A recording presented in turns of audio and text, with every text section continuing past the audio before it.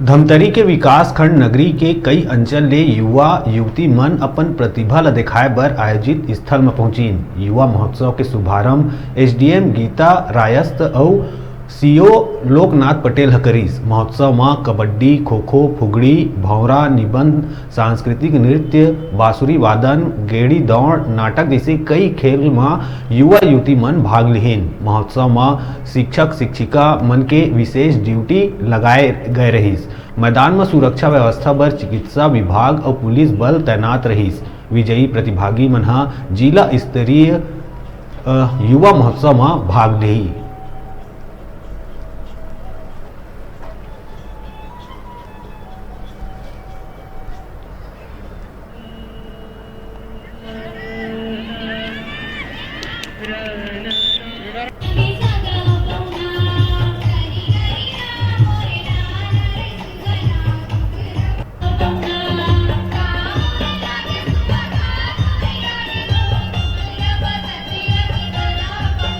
शासन के निर्देश के अनुसार आज यहाँ पे ब्लॉक स्तर पे हम लोगों के द्वारा युवा महोत्सव का आयोजन किया गया है, जिसमें जनपद के सहयोग से सभी प्रतिभागियों का पहले पंजीयन किया गया और जो हमारे 38 खेल विधाएँ थी या कला विधाएँ थी, जैसे नृत्य, गायन, लोक संगीत, नाटक, ये सब का प्रतियोगिता यहाँ पे आयोजित किया गया है।